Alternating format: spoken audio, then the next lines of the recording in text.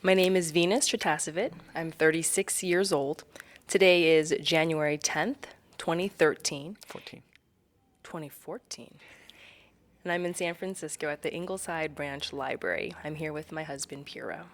My name is Pira Tritasavit. I'm 36. Today is January 10th, 2014, at the Ingleside San Francisco Public Library, and I'm here with my wife, Venus.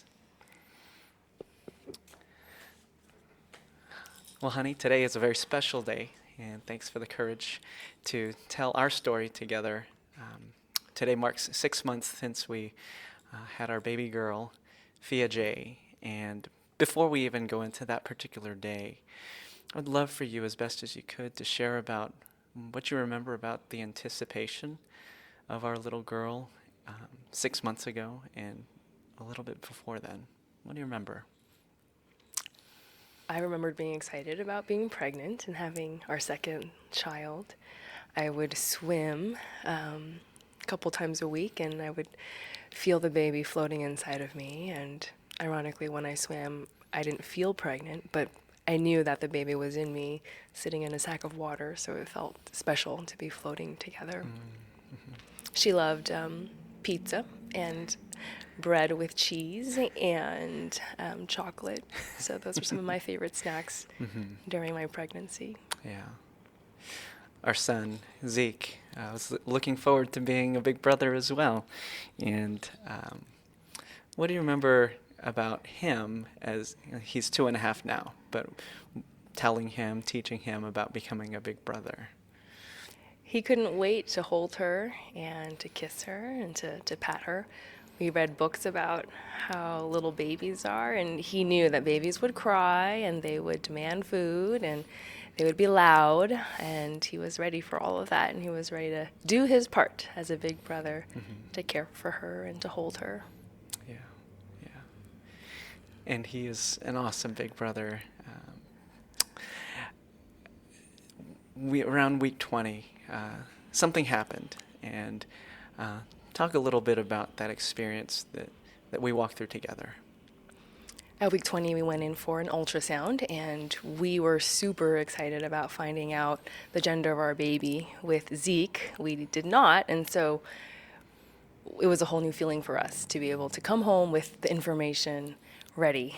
So we had asked the doctor, the technician, to write down the gender on an envelope, and then we would open it up a couple days later on our little baby moon getaway, where we stayed in a treehouse. And so we were super excited about going into this ultrasound appointment to find out if it was going to be a boy or a girl. And so the whole time I remembered with you, we were just laughing and talking about, how excited we were. And even the technician noticed that we were super, super cheery and joyful about being pregnant. So after that ultrasound appointment, we received a call from the geneticist, and the geneticist told us that they found some what they called choroid bliss. I'm not sure if I'm saying that correct. I don't remember. Extra water in her brain, and they also saw that there was possibly a slight gap in her heart, and so a small little hole. And so they said that it could have been just a bad angle of the camera, or it could have been a condition that they wanted to find out more about. And so we went in for an additional ultrasound a week after that. And this was a more high-powered ultrasound, and there they found that our baby, who at that point we knew was a girl, that our baby had a condition known as trisomy 18, which is a chromosomal condition that affects every part of her development. And so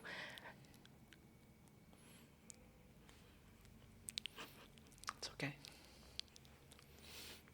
So because of this condition, we knew that she would not develop cognitively as other children would, and she would not develop physically, and she wouldn't grow.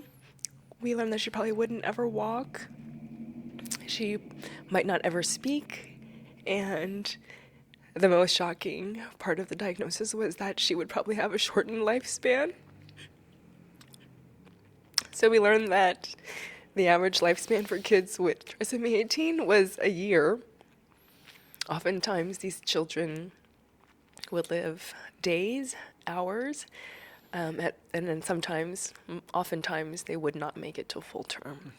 So at 20 weeks, 21 weeks, this was confirmed, and we learned to deal with that information a little bit at a time as it came in and as it became confirmed. I remember being overwhelmed with emotion and uncertainty and all these new decisions that we had to make, not only giving birth, but also what to do. We were given several options, and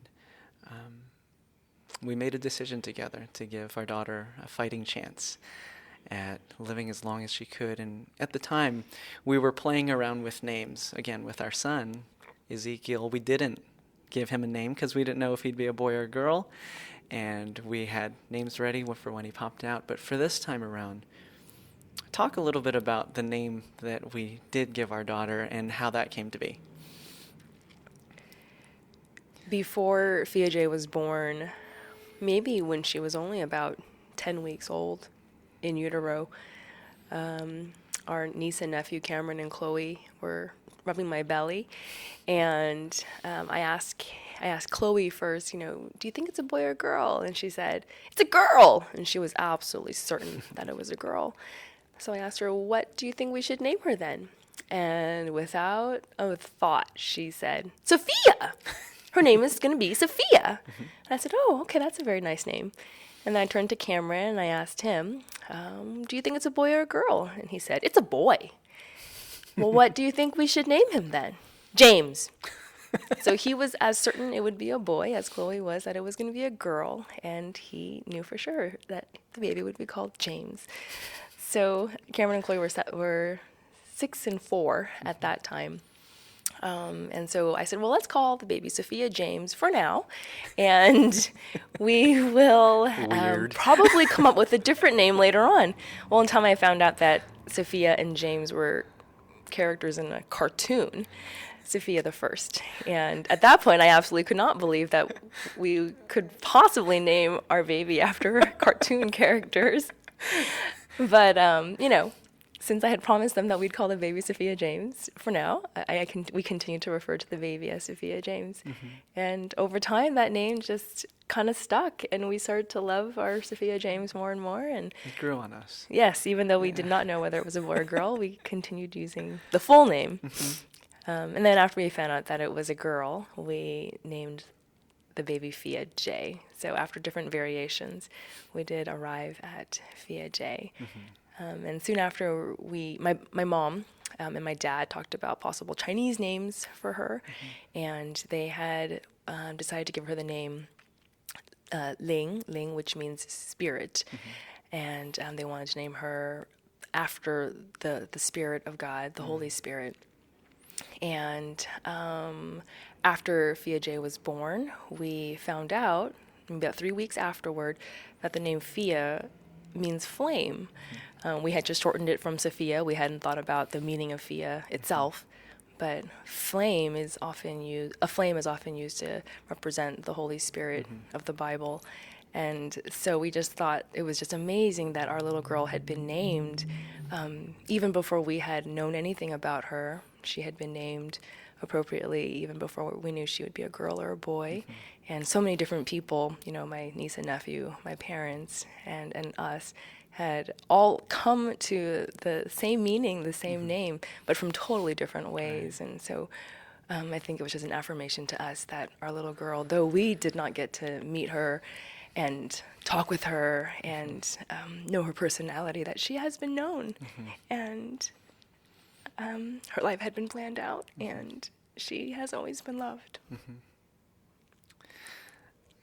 I love that story. I love the way that her name has carried so much significance to us, and especially in the time since we found out about the diagnosis to the date where you delivered her.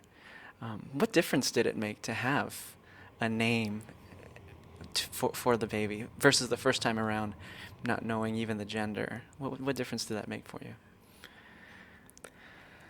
Well, with Zeke, we were new parents, so everything was new. the sensation of being pregnant and the thought of being parents, figuring out how we would set up a room, how we would nurse, how we would work out the non-sleep patterns. All of that was very new. So I think we were focused on so many of those aspects. Although, of course, we were really, really focused on being parents and what our role would be to care and to raise a young man. So it's, having a new name is, or having a name for a baby, I knew it was special because when my sister had named her babies in advance, having known the genders in advance, I felt very connected to them early on. You know, when they were still in utero, I would read to them, and I would call their name. So I did feel very connected to them. So with Via Jaye, I think because I knew that my time with her was going to be limited, it was extra special to have her name already picked out and to know that, her plan for her life had already been, planned out and worked out. So having her name gave me something to hold on to. Yeah. And it gave a personality to her, so to speak, even though we had not met her yet.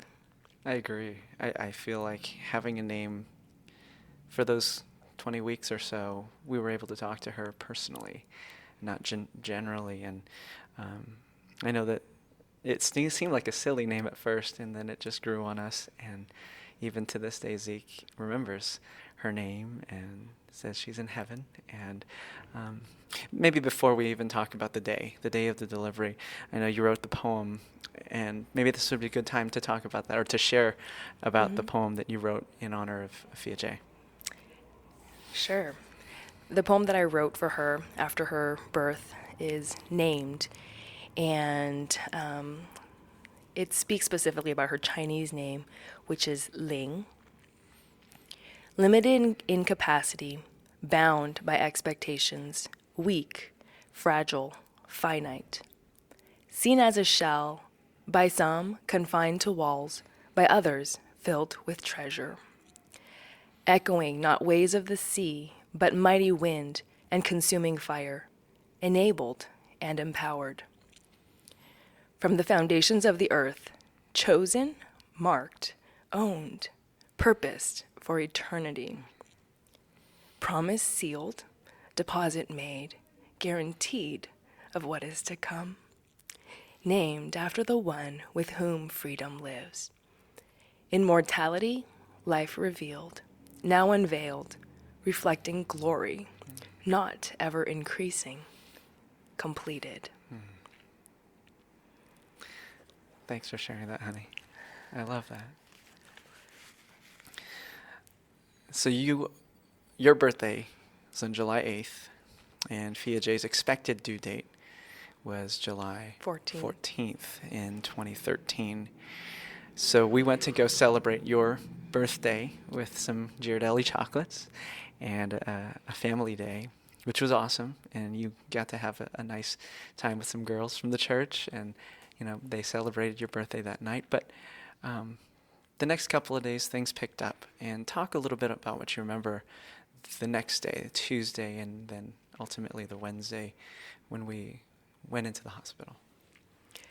On Monday night, I was with a group of girls, and we all have little ones at home, so to get out for a mommy's night is quite a chore. We all kind of trickled in at different points in time, but when we were all finally there, the topic of pregnancy, labor, and delivery came up, and we were all just talking about our different experiences, some of the harder and crazier parts of labor and delivery. And one of the moms looked over at me and said, "Oh, and soon, in about a week, you get to experience that." Well, little did I know, in 24 hours, I would be experiencing that. So that was Monday night. I went home, and then Tuesday morning at about 5 a.m., I started feeling contractions. And with Zeke, I had also started feeling contractions at 5 a.m. one morning, and it took about 24 hours before I entered into active labor. And so it just kind of seemed like deja vu all over again on Tuesday morning. So I was pretty certain that, I would be giving birth within the next day or so. So on Tuesday, we went into a scheduled doctor's appointment with Dr. Gendreau. And we had been going in every 2 weeks at that point to check on our baby's heartbeat to see how she was doing. And so these were regular, very regular appointments with Zeke, and he had come to really love Dr. Gendreau, and he came to associate all ultrasounds with Via Jaye. So even to this day, whenever he sees an ultrasound, he will point and say Via Jaye. And so yeah, we'd been greeting her and looking for her heartbeat for months at this point. So we went in and we thought it was another one of those regular appointments, but this time Dr. Gendreau seemed to be looking at the ultrasound very carefully, and I just saw that there was kind of a different tone in the office, and I didn't ask too many questions because we were all well aware of all the different possibilities, though no one could actually say what would probably happen. We did know what the possibilities were, and so I went home after that appointment and I sat in our garden swing, which you had set up for me for my birthday. And so I had a great chance to journal and to pray and to really, go before God, who had really walked me through the whole journey of processing the possibility of, a tough diagnosis of trisomy 18. And at that point, as I was journaling, God reminded me that he absolutely loved me and he absolutely loved Via Jaye, and he had indeed thought through every part of our lives, and he knew that life with him was ultimately the best. Life in eternity with absolute love and joy and no fear and no pain was absolutely the best. And, through the process of months of reading and reflecting on some of his promises, I really came to understand that ultimately our life here is indeed finite, and life in eternity with God is the best possibility. And while we might long for more time here, I came to understand that what would be absolutely best for all of us would be to be with him, to be able to be, fully embraced by him with his love. And so that morning in the garden swing, I realized that, as hard as it would be to let her go so soon, I really did believe that was the best thing for her, to be with her creator, without any pain, without any of the limitations that she would have here on earth. And so, yeah, it was hard. It was really hard to consider that possibility and to be able to release her like that. Of course, my dream, my desire was still to bring her home and have her sit in the swing with all of us. But I didn't want to hold her back any longer from what would be absolutely best for her. It was a whirlwind that night, that Tuesday night, when we started going into heavier contractions and were told that we weren't going to go to the expected delivery room that we were planning on here in San Francisco. They told us we had to go there. They sent us to Redwood City, which is where we had Zeke, so it was familiar. We had a guest with us also who was following us, Jana Asenbrennerova, and she's a world famous photographer, and she was able to document some of the pictures that we brought with us here, and it was neat to see and relive those experiences through her eyes. Even just a couple nights ago, looking at the photos that she captured of the pain, but also the joy. And as we were remembering that day through those photographs, what were some of the emotions that went through your heart, your mind, in the delivery process, in the even after the delivery? One thing that I was really struck by throughout our whole process was how perspective changes so dramatically. With Zeke, we were worried about, how we would manage to get any sleep. I was worried about how to nurse, learning that whole process, like figuring out how to navigate the pain. And then we were trying to figure out how to deal with his colic. And, then we had nonstop diapers to wash. And those were our main concerns. But, with Via Jaye, we were focused more on having as much time with her as possible, being fully present and ready to receive her. Since we didn't know if we would have minutes, hours with her, we just wanted to be really ready.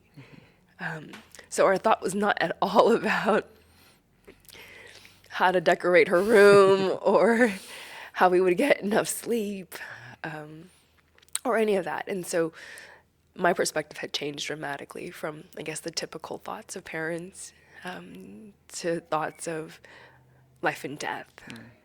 And as I entered labor and delivery, of course, there was the pain and the worry about how to manage the pain and all that. But more so, my thoughts were on what would happen when she was born. And I think because of that, I had not prepared as much for the whole labor process. With Zeke, we had met with a doula and we had practiced different positions, and I had practiced how to breathe, and we had rehearsed so many different things. But with Via Jaye, we did not practice any of that. And as the hardest contractions came over me, I realized that it was hard. I had not mentally prepared myself for managing that kind of pain. I was, I guess, working more on the emotional pain that we might have to deal with after her birth. And so the physical process was hard. And I'd hoped for an epidural sooner so that I would be relieved of that, but that wasn't able to happen until much, much later, about half an hour before her birth. And so I think that was the big shock. I was just not prepared to deal with the physical pain, after having focused so much more on the emotional pain. She came early in the morning, and we had a day. They gave us as much time as we needed to just spend with her when she was born. And when she came into the world, the doctor let us know that she was, if I remember what he said, was sleeping, or presumably not breathing. And we had known that her heart was beating the day before during that ultrasound appointment, but somewhere along the way she had stopped breathing and her heart stopped beating. But we had the chance to receive her into the world, and you gave birth to her. And it was special to hold her. And as we remember holding her and kissing her and loving on her that day, talk a little bit about what you felt as a mother, just you and her. And I was in the room, and so was our photographer, but some of the feelings you had towards her. When we had walked through the ICU for a tour earlier, I was unprepared for the size of the babies. Of course, we know that all babies in the ICU need a lot of help, and when we saw the tiniest little babies, I just wasn't ready for that. And so as we, prepared for Via Jaye's birth, we knew that she would be small. We had thought she'd be about 4 or 5 pounds, but she came out 2.86 pounds. So she was absolutely tiny. But I think because we had a chance to prepare ourselves mentally for, a baby with special needs, I think I didn't see her as, a special baby that had challenges. I saw her as our baby. And so as she came out, I do remember that she was quite blue, and she was so small and so fragile. I remember the doctor taking extra care to lift her arm as she came out of my canal, and she was just so delicate. But despite the fact that she had, meconium, the baby's poo all over her, and she Which had is normal. and she had blood all over her, and vernix, which is what The the cheesy doctors called stuff. cheesy stuff, all over her. I didn't see her as a baby that was, sick or covered in goop. I just saw her as our baby, and she was absolutely beautiful. Later that day, we had a chance to bring her into the sunlight, which is one of your wishes on the birth plan. And we were lifting her into the sunlight, and we sang some songs over her, and we read some scriptures, and we prayed. And then we had our family come into the room. What was that like for you, to have our family there and to go into the sunlight? Well, preparing for her birth, we didn't want to be preparing a memorial service or thinking about, a possible funeral. And so I had not anticipated that possibility. I mean, I knew it was a possibility, of course, but I hadn't thought through that, so I hadn't prepared for that. But I had thought that that kind of moment would, of course, be really tragic and sad and maybe even kind of hopeless. But instead, I found that there was a lightness to the whole day. First, bringing her into the sun. It was good to be outside, and since I love the sun, it was good to bring her out to kind of the place where I felt most comfortable. And of course, it felt like a loss to not, have her walking and crying and singing, next to us. But it was like she had been a gift to us, from God, and we felt like we were able to offer her to him as a gift. And then later on, when our family came for our memorial service, I found it to be a celebration of life. It wasn't, a moment of despair, even though, of course, we were sad, deeply, deeply sad. But I feel like we were able to support each other as a family and to welcome our newest family member. And we weren't wailing and crying desperately. There were tears for sure, but it wasn't the kind of hopeless sadness that I would have thought, would come out of the loss of a baby.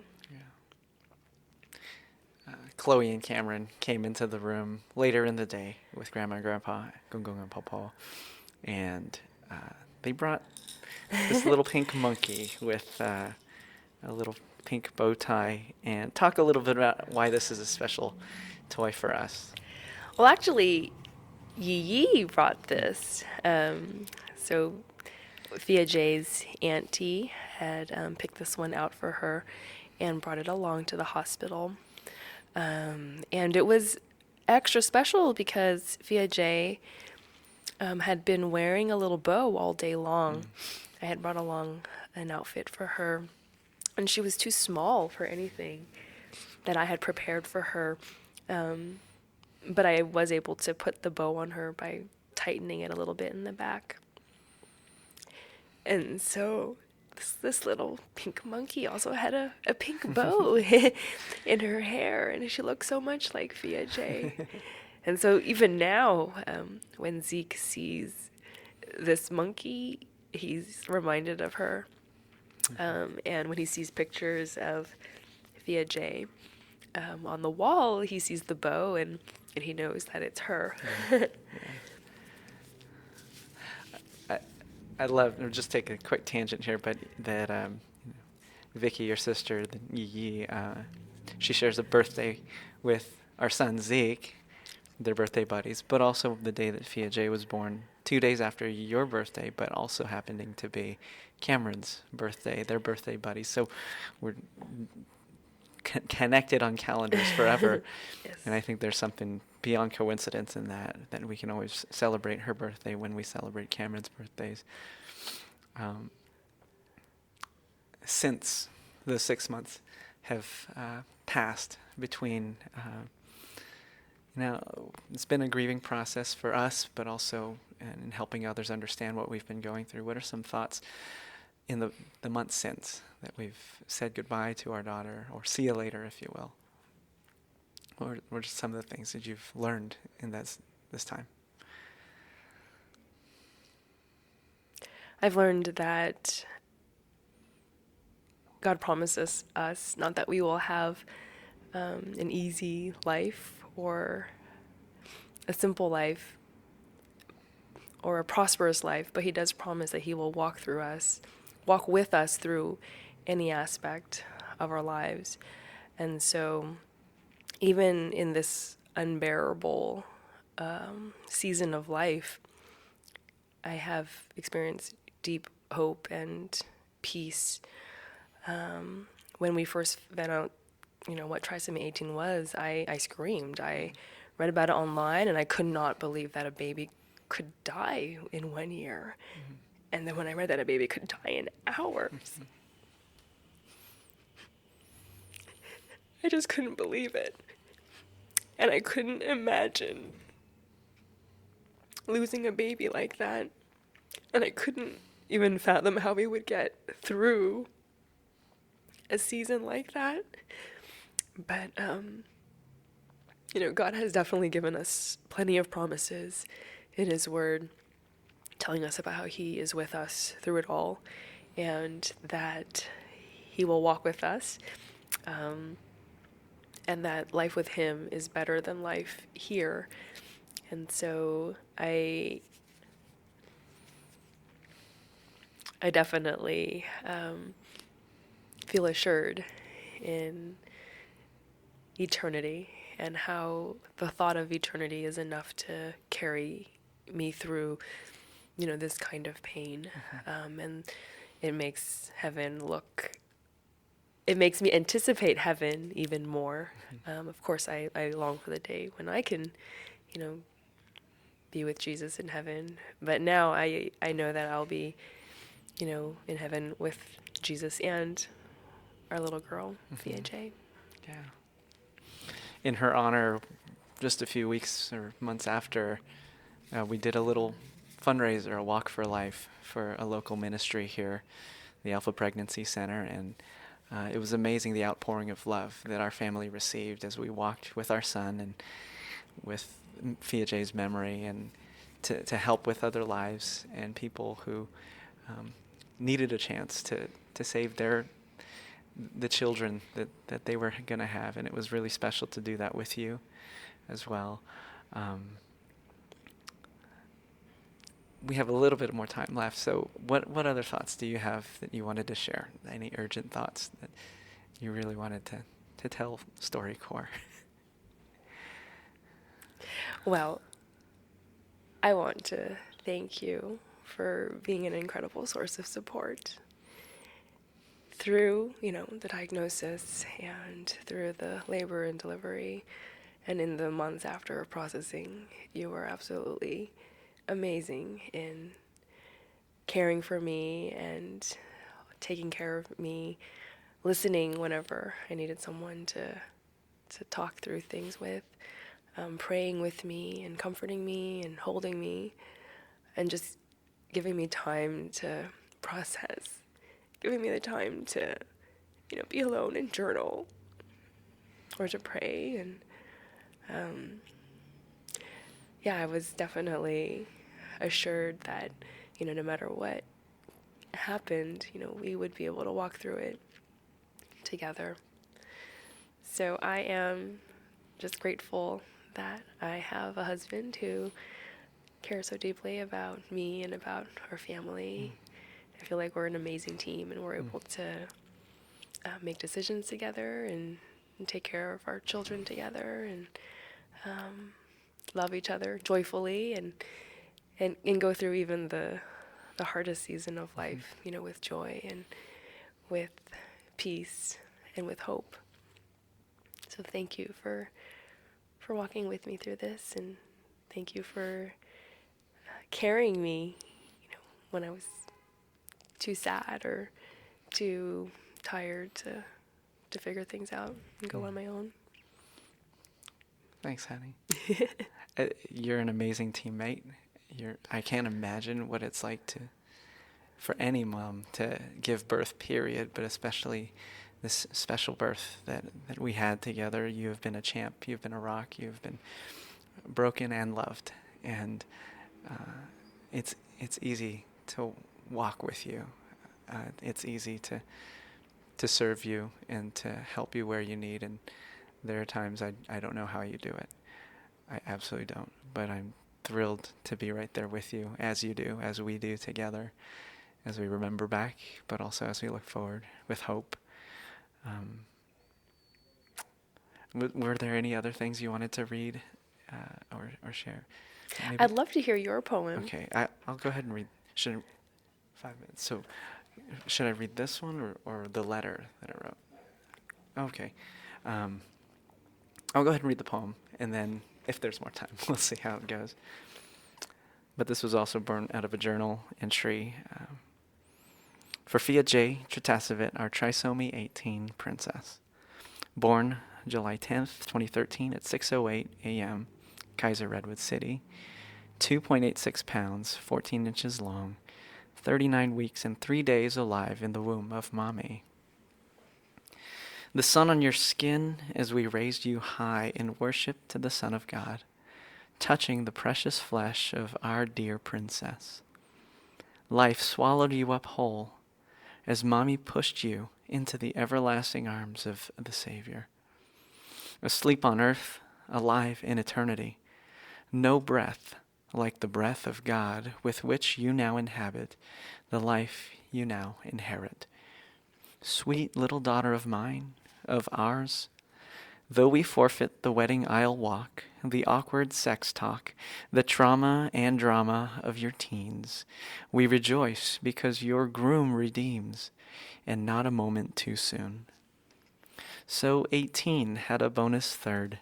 Still, Jesus has the final word, and trust demands the flow of tears, while waves of sadness unsuspected ebb and flow by the minutes and memories. Your big brother loves you.